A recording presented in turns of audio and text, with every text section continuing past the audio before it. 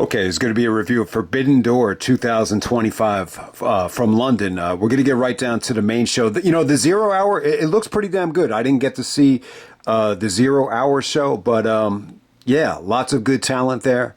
I think you got some nice surprises. But if anyone has any thoughts on the pre-show, it doesn't look like anything got any time. But it just looks like a fun, 0 hour to watch. But we're going to get right down to the main show. We got Adam Copeland and Christian Cage reuniting to take on Killswitch and Kip Sabien. Mother Wayne is out there. Nick Wayne is actually injured, so Killswitch is filling in for him.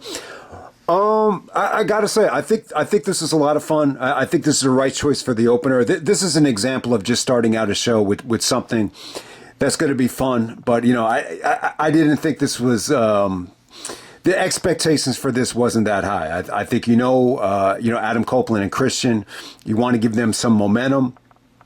They end up going over here. Christian is really being marketed as an asshole. Like, they even had asshole on his entrance. So that was pretty funny. And, the fans this is probably one of the best times ever, singing Adam Copeland's song. So yeah, they were singing the song like it was Jericho's, so that was really, really cool. About this match right here with Kip Sabien, really the first time Kip Sabien's been on a AEW show, you might have to go back to like before they were on TV. I mean, I don't know if you have to go back that far, but you might have to go back to like Fight for the Fallen 2019. I think how they used Killswitch was fine here. My only gripe about this, I think this is a little bit too long. I would have preferred this to be like 5 or 6 minutes. I just would have given, Edge and Christian like a definitive, fun victory. I think that's all that needed to be done. At the same time, though, they really did a good job of, booking Killswitch. There was a hot tag to Christian and Killswitch at the same time, and it just kind of ended in a stalemate. It didn't really end with Christian getting the upper hand or anything like that. So I actually thought that was the right way to book it. Sabien got bloody here. Edge and Sabien worked a lot here. Wasn't the prettiest match in the world, but there was really, really some nice, offense from Copeland. The Doomsday, switch up on Killswitch and Sabien was really, really, really dope. And so nice little victory. Edge and Christian actually end up hugging after the match is over, but it does really look like Adam Copeland's going to have to try really hard to get Christian to kind of revert, to the fun, Christian from back in the day. But we'll see. I was going to say this really sets up an FTR match. FTR is not champions yet, but we're going to move on from there. Next we got Kyle Fletcher taking on Takahashi for the TNT Championship. I thought this was pretty good. I thought Takahashi looked impressive. On commentary, Danielson was on commentary the whole night. I thought it added to the show. I thought it was terrific. He actually came out and said Kyle Fletcher is a future AEW champion. Callis was on commentary, just really putting over how tall and athletic and good-looking Kyle Fletcher is. He likes his guys tall. Oh, man. I don't know. I was laughing at that, but Fletcher and Takahashi was good. You heard dueling chants from the crowd here. A lot of the fans were into Fletcher, but Takahashi had a lot of support. I thought he looked really good. There was some really nice, like, small packages out of nowhere here. Fletcher, busted out some really cool suplexes. Danielson was really impressed, with the avalanche. Backdrop driver from the I think it was the middle rope. That came off really good. But yeah, a lot of good power bombs, a lot of good Death Valley drivers, good back and forth between these guys. Fletcher does go over, but I thought Takahashi looked pretty damn good. I really, really enjoyed this. It was actually dope. Next up we have Mercedes taking in Alex Windsor, Bozilla, and Peresphone. This is a four-way match for the AEW TBS Championship, so Mercedes' title is on the line here. Pretty damn good, man. I thought this had some rough moments in the beginning, but, as the match progressed, I thought you saw a lot of creativity. You really saw some creativity here. Alex Windsor was by far, the most over girl here. I thought Mercedes, I hate to say this, but she looked like the weak link in a lot of these spots here. I just don't think the match was really, suited for her. She does go over, but I thought you had some great creativity here. Like Alex Windsor with the double, sharpshooter. That was really dope. Bozilla looked like a monster here. I mean, she really had some great moments. And, the Peresphone girl from CMLL. I mean, she had a really awesome razor's edge on Bozilla that came off great. There was, even that finish. I got to give Mercedes credit on the finish though. That finish was dope as hell. She countered the razor's edge. It looked like that girl Peresphone was going to go for like a moneymaker, but then she transitioned to the razor's edge, and then Mercedes actually countered that into a hurricanrana for the finish there. I mean, it was really, really dope. There's a lot of like nice double team moves though. It's really cool. It's like a double crucifix into like I'm gonna say like a double bank statement, if that makes any sense. There's a new name for it now. They're in AEW. But yeah, that was really dope. I thought the finish was dope, but I guess the highlight of the match was that Alex Windsor German suplex where she bridges up and she does like a triple avalanche German suplex to all three girls at the same time off the top rope. That was really dope. But I mean, yeah, I think at the beginning, there were some rough moments. It's not the best chemistry in the world, but by the end of it, I think it was pretty damn good. I think both women's matches were pretty much on the same level, which I did not anticipate going into the show. Next up, we got Zack Sabre Jr. taking on Nigel McGuinness. Nigel comes out with Daniel Garcia. This is for the IWGP Heavyweight Championship. Yeah, I mean, I didn't really think much about Nigel winning this thing. Danielson was great on commentary here. He was a class act. He set it up like he had a lot of daggers for Nigel, but then all of a sudden he went the opposite way. He said, Nigel's been talking shit about me for years, so you guys are probably wondering what I have to say about him, and I have to say I am nothing but impressed with Nigel McGuinness, the way he's able to bounce back into the ring after being out since 2011 and just look the way he's looked, and he's just impressed with the kind of shape that he was in. And he ended up rooting for Nigel in this match. To me, like I know that Nigel, like a lot of his commentary, it's by design. It's all an act. I know that. But to me, like that's the ultimate sign of a great person is if you can, take criticism or kind of have someone acting like an asshole to you and betraying you, and then you go the opposite way. And you're just very complimentary of them. The most other recent example of that, if anyone remembers, was Kyrie to James Harden when Harden left Brooklyn. And, he had a lot of shit to say about Kyrie, and Kyrie just kind of took the high road and said, this is just the way the business is. So I just thought Danielson handled that with a lot of class. Just his approach of rooting for Nigel. I thought it was great. But yeah, Danielson's commentary throughout this whole show was great, especially in this match here. He was talking about how Zack really needed to, take away Nigel's arms because of the lariat. Even though Nigel's compromised, he still busted out the lariat here. So Zack just did a lot of key locks and wrist locks to try to immobilize, Nigel's arms. And it didn't really work. Nigel had some really good lariats here. There was one when he was playing possum. Or, he was not necessarily playing possum, but he was like showboating to the crowd, and then he just stiffed Zack with an awesome lariat. The Garcia stuff, it was kind of annoying. Like there was even one part during the match where Danielson said, Garcia, what are you doing? Like he was just kind of yelling at the ref. Ultimately, he doesn't turn on Nigel. He didn't even really, decide the outcome here, which was good. But I gotta say, I think the finish is really good. My only criticism was I just wish there could have been a replay. Towards the end of this thing, you just had a lot of good, back and forth with Zack and Nigel trying to pin each other. It looked like Nigel was going to go for the lariat, and then he goes for like a roll up, and then Zack's able to counter into a European clutch. That was really dope. And then towards the end of this thing, just more like reversals, and Zack actually, I think he goes for like a sunset flip, and then he arches out of the sunset flip for the pinfall. Wish they would have showed a replay of that because Danielson explained because of the arch, it made it impossible for Nigel to kick out. So good stuff. It was good. It didn't blow away my expectations. I wouldn't even say this is better than Bryan and Nigel from Grand Slam. But, nowhere near as good as Bryan Danielson and Zack Sabre Jr. from Wrestle Dream, but pretty damn good. It's just one of those situations with Nigel. It's almost like Tupac coming back from the dead, or Tupac giving us all this unreleased music. It's just like, wow, like this is like too good to be true. So it still kind of has that feeling for me. So it's hard for me to be super critical. I just really, really enjoyed this thing while it lasted. They went 17 minutes, so I can't say, it should have gotten more time. I thought it could have been a little bit better, but I'm not disappointed at all. I was really, really happy with it. There's no shame in losing to Zack Sabre Jr. you have a better chance of out wrestling God than Zack Sabre Jr. So, yeah, Nigel has nothing to be ashamed of there. All right, next up we have the AEW Tag Team Championship match. We got the Hurt Syndicate taking on FTR, taking on Brodido. I really like this thing. I mean, I really, really did. I'm probably higher on it than most people. The finish is a little bit weird. You saw these guys come out in like New Japan hoodies and attack the Hurt Syndicate. And I was kind of excited. I just don't enjoy the Hurt Syndicate being champions. I just don't think the matches feel that competitive. I love Shelton as a singles wrestler, so it wasn't the worst thing in the world. It just looked a little bit weird, especially when you see that it was Ricochet and the Gates of Agony that attacked them.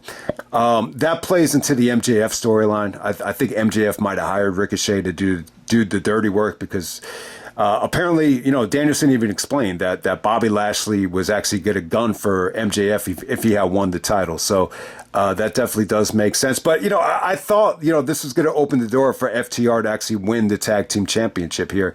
But it doesn't. It actually doesn't. And it's actually Brodido that wins the championship. But before you even get to that, man, I thought you had some good stuff here. I mean, I think, Shelton busted out a shitload of German suplexes, which he's always been against. Because, he was saying, Kurt Angle uses suplexes, Chris Benoit uses Germans. He's like, even Charlie Haas uses German suplexes. So he wanted to be like a T-bone guy, like, let me be different. But now all those guys are either dead or they're retired or, have no chance of wrestling again, whatever the case may be. So, yeah, Shelton able to show how good he is out popping the German suplex. Danielson even said that, Shelton Benjamin is the strongest guy he's ever been in the ring with. And then he's like, wait a second, that might be Bobby Lashley. So I actually thought the Hurt Syndicate guys, they had a good showing here, especially Lashley and Brody King. I mean, that was awesome, the stuff between them. They were even chanting, we want Brody during the match. So I got to say, good stuff from everybody here. I think the finish is a little bit, laughable. But, you needed to do something to get the belts off of Hurt Syndicate, so I really don't mind it. I really didn't mind the finish. My biggest gripe, I think, about the finish is, the Bandito spot was pretty awesome. The problem is, on the finish, I think he fell off the cover, and they had to kind of go back into the cover again, and it just kind of came off flat. You know what this really reminded me of? It reminded me of, like, Jazz Chisholm trying to steal second base, and him coming off the bag and then he's out, like that type of thing. It's like, if you're going to make a cover, you got to stay on the cover. But, Bandito and Brody King, new tag team champions. Bandito's going to be taken. They're probably going to lose the belts on Dynamite. I think the thought process behind this is, I think Don Callis is going to screw Bandito out of the tag team titles, to set up the big match with Hechicero at Death Before Dishonor, which is, I think it's they moved it up to Friday night. So definitely look out for that. All right, next up we got Okada taking on Swerve. This is for the AEW Unified Championship. Wow, man, this feels like a long time ago. But yeah, Okada and Swerve was pretty dope. Exactly what you would expect. I thought the match delivered. You could clearly tell, like, Swerve was selling the knee injury throughout the whole match. That one spot where he kind of lands out of the ring on both feet. This time it looked like it buckled on him, and it just kind of bothered him the whole match. But, it was good. Okada is used to this in a lot of New Japan main events. I mean, you've seen him do this time and time again, where he's, working over guys' knees, and that's exactly what happened here. But it actually came off great. I thought the match still delivered. It told a good story with Swerve trying to, suck it up through the knee. And, the best thing about this match was actually on commentary. Danielson shined on commentary here because he was saying that Swerve strikes, don't look as good as they normally do. And it's probably because of the leg. And Jim Ross even agreed. So you got guys on commentary really agreeing that, the base of, striking, comes from the legs, very similar to, the Scottie Pippen example, where he was arguing that because he had bad ankles, his base on the jump shot was affecting the shot. So great commentary there. I thought that was really, really well done. But yeah, even though Swerve was compromised, the guy still fucking delivers. At the start, he was awesome here. He had some great moments. But he's going up against Okada. I totally forgot about the Danielson match. I guess because of the New Japan situation, I had thought maybe Danielson had actually won the match in New Japan, but he won the match at Forbidden Door. So Okada won that match. So technically, he's not undefeated in AEW, and he did lose in the Continental Classic, I believe, to Fletcher. But you knew Okada was not going to lose his first title defense here. He goes over in convincing fashion. It only takes one Rainmaker, but the match still delivered. I thought it was dope. And then at the end of this thing, they beat up on Nana, and then all of a sudden comes Wardlow. I didn't think Wardlow looked good. I thought the reaction was kind of lackluster. I'm not a big Wardlow fan, but I think the ending of this match, it just shows you how stacked, the Don Callis family is. It's just like one out. I mean, look at all the talent they have, from Fletcher to Rocky Romero, and then you get the big Takeshita entrance at the end. You got Josh Alexander out there. The fucking Don Callis family is stacked. And look, Okada. I thought this was like one of his best heel performances in AEW so far. So definitely good stuff there. Okay, next up we got Timeless Toni Storm defending the AEW Women's Championship against Athena, coming out there with Billy Starks. I gotta say this, a little bit of a disappointing match. I had high expectations for this. I thought this would be one of the best AEW women's matches so far. Instead, it ended up being good. I'm not going to say this was great. I thought Athena looked like a star with her ring attire. I think she dressed for the occasion. I mean, she looked pretty awesome out there. But I think the story of the match was that she was ultra aggressive, but at the same time, a lot of showboating, a lot of disrespectfulness shown towards Toni Storm, and that might have been what cost her the match. Neck injuries were a big deal on this show. Toni was selling a bad neck. I believe, I think it was on Dynamite. It might have been on Collision, where Athena actually said, if AEW is the best that women have to offer, then why is this bitch champion? I thought that might have been the show where they took out Toni's neck. But yeah, she's really selling the neck throughout the whole thing. Even on that ace crusher, how Athena does that beautiful ace crusher off the top rope. This time she actually did it on the throat, or she might have hit Toni's neck actually on the rope. When she did it, so that was really cool. But, what really turned this match around for Toni Storm, a lot of like Mongolian chops. So you get shades of low key there. So I thought that was really cool. And Billy, really was an issue out there. So Mina actually came out to save Toni Storm, and that made all the difference in the world. She takes a page out of Bryan Danielson's book and actually wins this thing with a cross-faced chicken wing to make Athena pass out. But yeah, I think Athena had some good moments. So I think that the highlight was probably the version of the Koji clutch. And Danielson was like, there's a reason, we're seeing right now why she's been, Ring of Honor, champion, women's champion for 1,000 days. So, predictable match. I just knew, since Athena is still, Ring of Honor champion, I just didn't think she needed to win this match. But good experience for her. Toni Storm goes over, but she had to go through a lot. She was definitely selling a really bad neck injury. Her face paint looked really weird. When Toni came out, like, it was hard to even recognize her. But she really dressed up for the occasion. All right, next up we have the match of the night. We got for the AEW World Title, we got Hangman Adam Page taking on MJF. Because of the Mark Briscoe situation, Page actually agrees if he's counted out or disqualified, he's going to have to lose the championship. The match delivered. I don't know how many matches Hangman and MJF have had. I would assume they've had a lot, even going back to 2019. But this was even better than the match they had from Revolution. It was very dramatic. The referee, Bryce Remsburg, I got to give him a shout out, man. I thought he definitely added to the match, especially with the foot on the rope, no finish. I thought he was great. That was the first time ever that, a referee, actually sees the foot on the rope. And they spent so much time had passed, and you just knew that he didn't see it, but he actually did see it. So, that was really, really cool. You actually had Mark Briscoe come out. This was really well booked, really over the top. Obviously, MJF. I think the closest thing we've seen to something like this, the most obvious example I can give you is the Jericho Punk situation where Jericho is trying to get Punk disqualified by overreacting. It's very similar to that. I mean, MJF did everything he could, from the Dynamite Diamond to, setting up tables to exposing turnbuckles to, yelling at Bryan Danielson to actually get involved in the match. He actually yelled at Danielson. He's like, he fucking sucks just like you. And Danielson's like, man, I want to punch MJF in the face so bad right now, but I'm just not, out of respect for Hangman Page. So I think that kind of tied into MJF trying to get disqualified. The Dynamite Diamond stuff, obviously.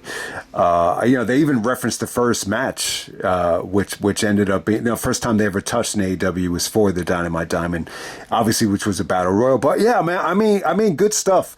I mean, I'm not a huge MJF fan in the ring. When I go back to his title matches, I feel like I was like a prisoner of the moment, for a lot of his title defenses, especially for the Adam Cole match, which Ospreay actually called the jerk-off fest. I don't know if it was that bad, but I mean, besides the Iron Man match with Danielson, which Danielson actually referenced on the table spot where MJF tried to, replicate that spot. I don't really think a lot of MJF's big matches really aged that well. You go to the, the Jay White match from Full Gear, or even the Moxley match from the first Full Gear where he won the title.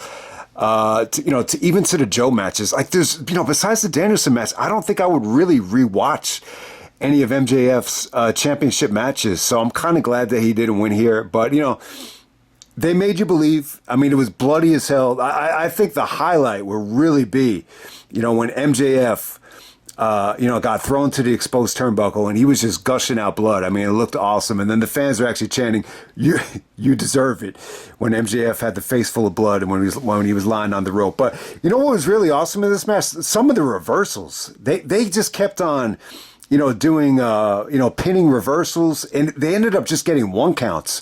But every single time, the fans were just chanting, one. I mean, I can't do it justice. You got to see it to believe it, but that came off awesome. I got to say, Hangman just over-delivered here. I mean, that big bump with the ref was awesome, though. MJF was trying to get, Hangman DQ'd, and he actually pushes Hangman into the ref. Bryce actually does go down. And then MJF is able to... I think I'm fucking this up, but yeah, MJF is able to, hit the thrill seeker, the power driver, the heat seeker, excuse me. He hits the heat seeker and he's able to pin Hangman. Hangman gets his foot on the rope. But Bryce is so groggy that he makes the 3 count and he doesn't see it. And then Mark Briscoe comes out, and then eventually, Bryce Remsburg does see it. And then they restart the match. Hangman works his magic. I mean, and then he's able to win this thing with the buckshot lariat. But before you even get to that, man, there's just so much awesome stuff, with MJF kicking out of the red eye. MJF actually takes a red eye through the table. Oh, man, this was fucking awesome. This is the match of the night. One of the best matches of the year. I mean, you could argue that this is just as good as Hangman and Ospreay. It was that good. And on to the main event. This is the lights out steel cage match. Let me just talk about the cage first. The cage was really, really cool looking. All right, so this is like a combination of Hell in a Cell and the CZW Cage of Death, where it's like a regular cage, but they give you a lot of space. So there's a ton of space out there, but it's pretty low though. So the lowness of it kind of reminded me of CZW's Cage of Death. So I was really happy with the match. This is not War Games rules. It's only 1 ring. So everybody's in the ring to start this match. So it was pretty damn good, but let's go through it, man. We got the Golden Lovers of Kenny and Kota Ibushi, teaming up with Darby Allin, Tanahashi, and Will Ospreay. Ospreay's entrance is fucking incredible. He really got the superstar treatment tonight. And then we got the Death Riders of Claudio, John Moxley, the Young Bucks, and Gabe Kidd. We have Marina Shafir and Wheeler Yuta on the outside. Really funny spot with Marina Shafir. When Kenny was working his magic, the fans were chanting Kenny Omega. They had a close-up of Marina Shafir, and she's like, oh, fuck you, Kenny. I don't know. I just thought it was weird how as soon as they went to her, she's like, fuck you, Kenny. But yeah, I think the match was pretty awesome, man. Like in terms of what Ospreay was able to do, I mean, give him credit. I think you got to compare this to Kurt Angle at WrestleMania 19, where you know you have to get neck surgery, you have a bad neck, but you still go out there and you bust your ass. I didn't think he was going to do that much, but he ended up doing a lot more than I anticipated. I mean, he did a lot of good stuff. I mean, Ospreay and Kenny Omega's double team moves with the running blade and the one-winged angel, all that stuff. I mean, there was one spot in the match. I don't know if anybody caught it. I think Ospreay and Omega were going to do a move on Moxley, and Ospreay actually shoved Kenny Omega out of the way, but they really didn't follow up on it. So there's really no dissension between Kenny and Ospreay like I was expecting to happen. But the bottom line is Ospreay is going to have to get neck surgery. Even after the match is over, even before the big beatdown on Ospreay where, the Death Riders took him out. I mean, they were really saying, the road for Ospreay is going to be bumpy, so it fucking sucks. But it shouldn't take away from what Ospreay did in this match. I mean, he was awesome. He did a moonsault off the top of the cage. He took a pile driver from Gabe Kidd, which you thought was going to take him out of the match. But I thought he was awesome here. He even took a bump into the cage where he bladed like crazy. So Ospreay's performance here. I would say this is one of his best performances in AEW so far. So, I think he definitely delivered. I think he was under a lot of pressure, being that they were in London, being that he was on the poster, and he definitely got his revenge. So that's definitely good. But at the same time, the beatdown, for as good as this match was, I just, I was a little bit surprised that Ospreay's team went over. But because they went over the Bucks, I think that was the logical call. I really think it was. But I just kind of knew that this show was going to have a darker ending than Double or Nothing or even All In. But bottom line is, the match was fucking awesome. Darby, the stuff that Darby did was incredible here. I mean, Claudio, the best gorilla press I think I've ever fucking seen. Claudio gorilla presses him out of the ring into the cage. You have to see it to believe it. It was friggin' insane. And then later on, Moxley, it's almost like GCW, Nick Gage, gruesomeness here with the way Moxley was trying to rip apart Darby's ear. I mean, Jesus Christ, Darby is, there's something wrong with him. He's got a death wish to the highest degree.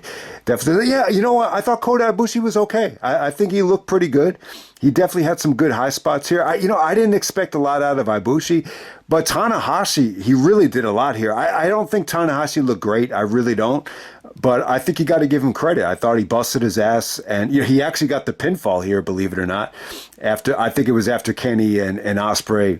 They did the one-winged angel, hidden blade, and then Tanahashi got the victory with the frog splash. So, I thought Tanahashi did a lot here. He did a lot of selling, but at the same time, he busted out a lot of good things, a lot of good DDTs, a lot of good, swinging neck breakers, those finishes he does. In terms of the Bucks, I think the Bucks are really getting in good shape. I got to say, they look like they lost weight. They look like they're in much better shape than they were a year ago. And I thought they delivered. I really do. I really thought they brought their A game.